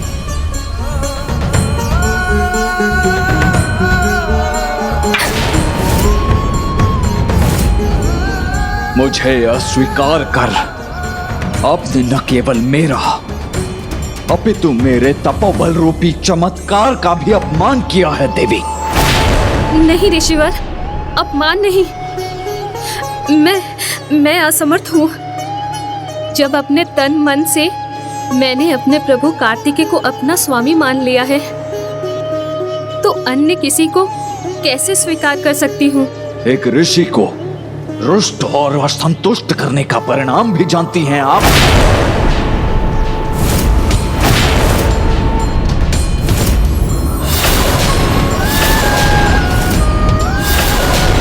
अब भ्राता क्या कर रहे हैं? बोलिए देवी, आप अपने निर्णय पर विचार करना चाहती हैं अथवा परिणाम भुगतना चाहती हैं? प्रभु, अब परिणाम जो भी हो उसका सामना करूंगी मैं, किंतु आपको पति के रूप में कदापि स्वीकार नहीं कर सकती।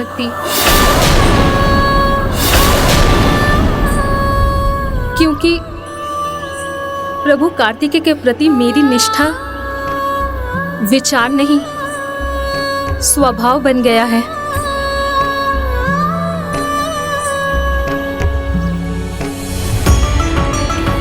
आप जो भी दंड देंगे मैं स्वीकार कर लूंगी।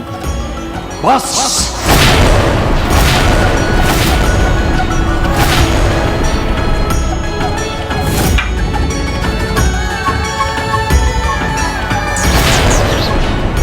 उठिए देवी,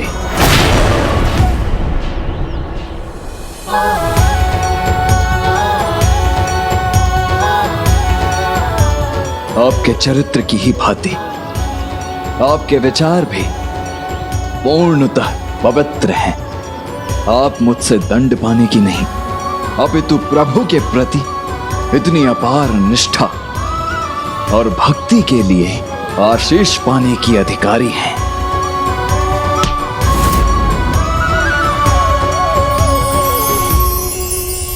आपकी इच्छा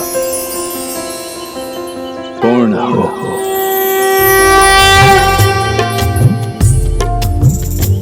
हर हर महादेव,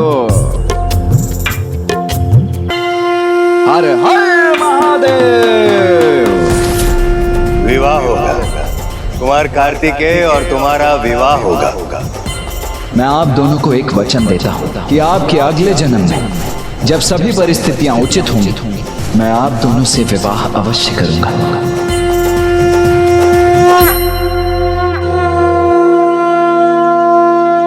भ्राता, आपने अपने प्रति उनकी निष्ठा और भक्ति का प्रमाण प्राप्त कर लिया। आपको ये भी ज्ञात हो गया कि इस जन्म में भी वो आपके ही प्रति पूर्ण रूप से समर्पित हैं। हाँ अनुज गणेश, अब उनका मनोभाव तो पूर्ण रूप से स्पष्ट है। तो अब विलंब क्यों करें? चलिए ये शुभ समाचार चलकर माता और अन्य सभी को दे दें। नहीं अनुज गणेश, अभी नहीं। अभी हमारा कार्य पूर्ण नहीं हुआ है, अधूरा है। उन्होंने अपनी निष्ठा तो प्रमाणित अवश्य कर दी है, किंतु अभी तक मुझे पहचान कर मुझे हाँ कहाँ कहा है। किंतु भ्राता,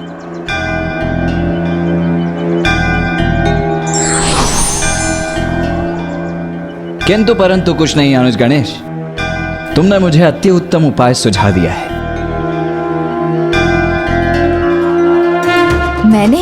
ये उपाय मैंने कहाँ सुझाया? और भाभी माँ तो पहले ही भ्राता को इस रूप में अस्वीकार कर चुकी है। अब वो पुनः इन्हें इस रूप में देखेंगी तो प्रभावित होने के स्थान पर कहीं क्रोधित ना हो जाएं।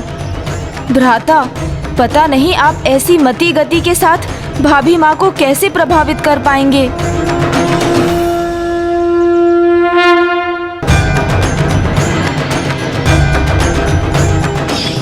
पहले उनकी रक्षा की, फिर चमत्कार दिखाया, उपकार जताया। अब वैसी कोई भूल ना हो मुझसे। किंतु क्या कारण है कि बार बार मैं स्वयं के लिए ही विघ्न उत्पन्न किए जा रहा हूं?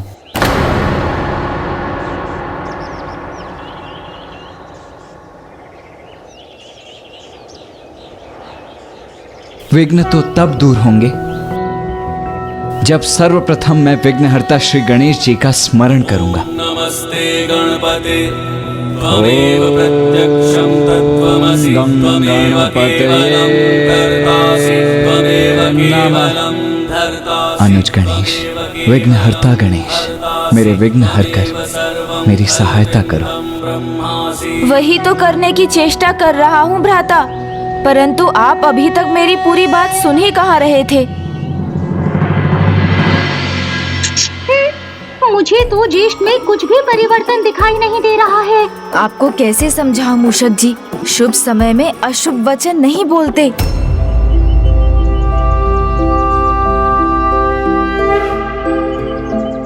आपने कहा था आप एक राजकुमारी हैं, फिर आज स्वयं राजकन्या जी को इतना साधारण कार्य करने की आवश्यकता क्यों पड़ गई? यहाँ की राजकुमारी होने के नाते इस वन में रहने वाले गज भी तो मेरी ही प्रजा हैं, इसलिए उनको भोजन दे रही थी ताकि वो भोजन लेकर वन में वापस लौट जाए और यहाँ की फसलों को क्षति न पहुँचाए। अति उत्तम विचार है। किंतु कदाचित आप अपना मार्ग फिर से भूल बैठे हैं और ये भी भूल चुके हैं कि मेरे भ्राता अभी भी आपको ढूंढ रहे हैं। अब देखिए ना कैसा विचित्र सा संजोग है ये। आपके भ्राता मुझे ढूंढ रहे हैं और मैं आपको। वो अपने प्रस्ताव के लिए अभी तक आपके मुख से हाँ या ना का उत्तर नहीं सुना ना मैंने। पूर्व में मेरे व्यवहार के लिए मैं आपसे क्षमा प्रार्थी हूं। कदाचित तब मैं आपको दंभी भी लगा हो सकता हूं, किंतु मेरा विश्वास कीजिए, ऐसा कुछ नहीं है। मैं तो आपको प्रभावित करने के प्रयास में कुछ भूलें कर बैठा बस।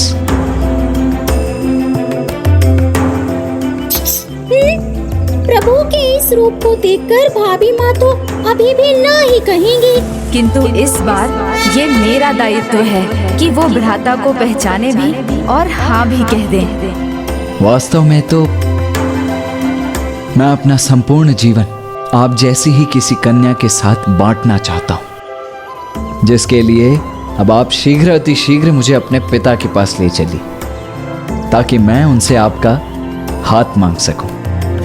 इसकी कोई आवश्यकता नहीं है। मैंने तो अपना जीवन प्रभु कार्तिकेय को समर्पित कर दिया है। यदि इस जीवन में मेरा विवाह होगा तो एकमात्र उनसे ही होगा, यही नियति है। इसलिए आप जहाँ से आए हैं वहाँ कृपया लौट जाइए। भाभी माँ तो प्रभु से लौटने के लिए कह रही है। अब आपने कुछ नहीं किया तो सब व्यर्थ हो जाएगा प्रभु। एक बार पुनः विचार कर लीजिए देवी, कहीं ऐसा ना हो कि फिर आपको पछताना पड़ जाए। पुनर्विचार वो करते हैं जिनके हृदय में कोई दुविधा हो, और मेरे हृदय में कोई दुविधा नहीं। स्वयं मेरे प्रभु, मेरे स्वामी कार्तिकेय वास करते हैं। इसलिए यदि आप धर्म में विश्वास रखते हैं तो आप फिर से ये प्रस्ताव नहीं रखेंगे और मेरे पीछे नहीं आएंगे।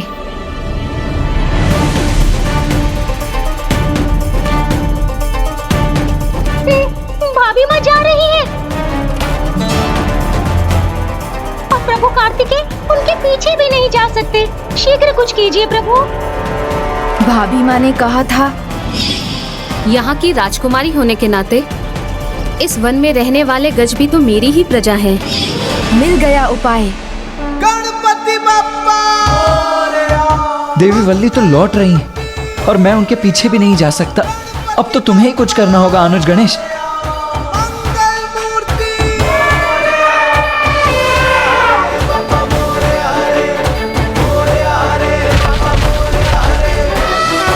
गज की ऐसी भीषण गर्जना।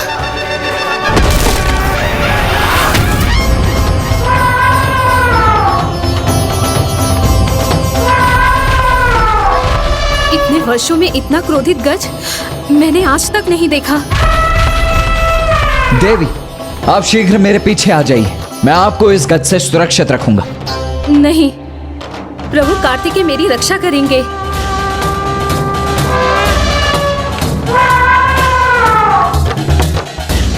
देवी, अब तो गज आपके निकट आ चुका है। हट मत कीजिए, आ जाइए मेरे पीछे। मुझे करने दीजिए आपकी रक्षा। प्रभु कार्तिकेय जिनके रक्षक हो, उन्हें कोई हानि नहीं पहुंचा सकता।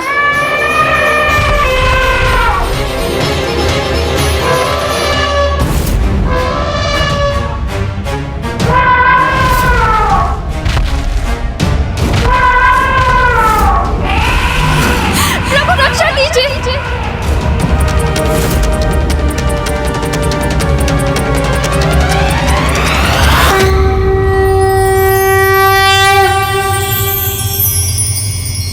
प्रभु कार्तिकेय, स्वामी आप।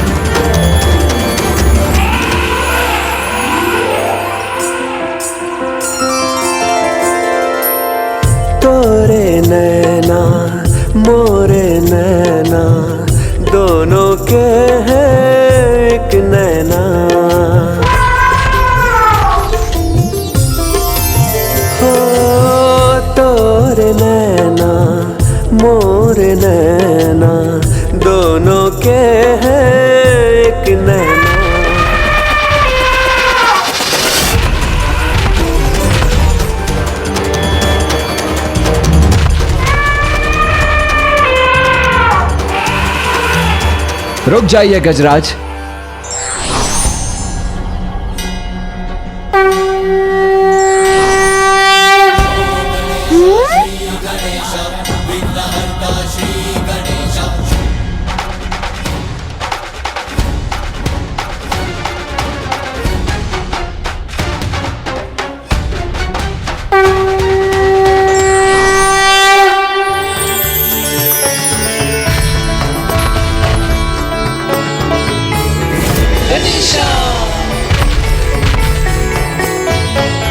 तो क्या अब भी आपका उत्तर नहीं है?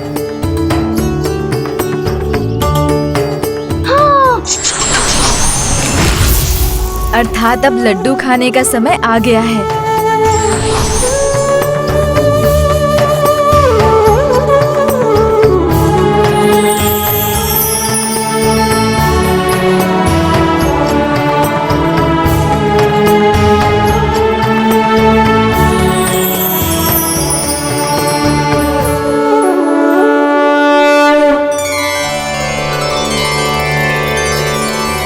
भ्राता, आपकी कल्पना की उड़ान कहाँ जा रही है? कहाँ खोए हुए हैं आप? अनुज गणेश, तुम मुस्कुरा क्यों रहे हो? देखा नहीं तुमने? मुझे पहचान कर भी हाँ नहीं कहा है अब तक उन्होंने।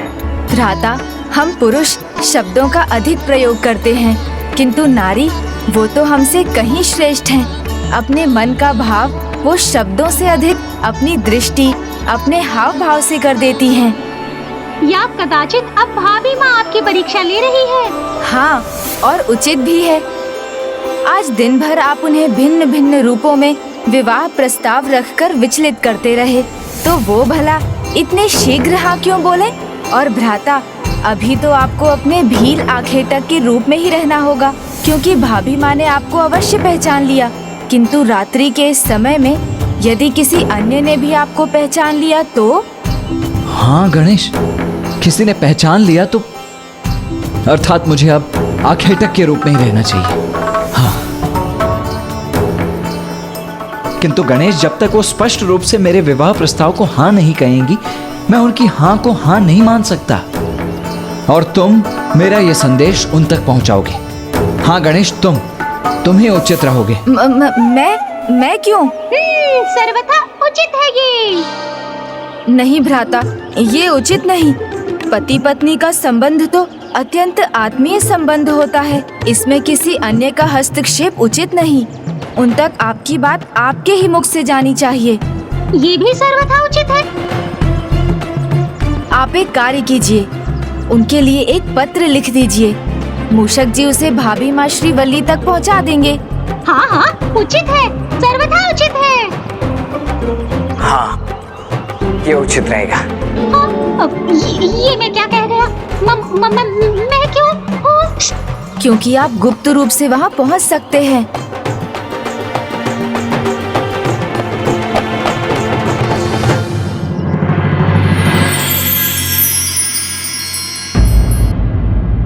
प्रकृति हमारे जीवन का आधार है, अतः उसे हानि पहुंचाने के स्थान पर उसका संरक्षण हमारा परम कर्तव्य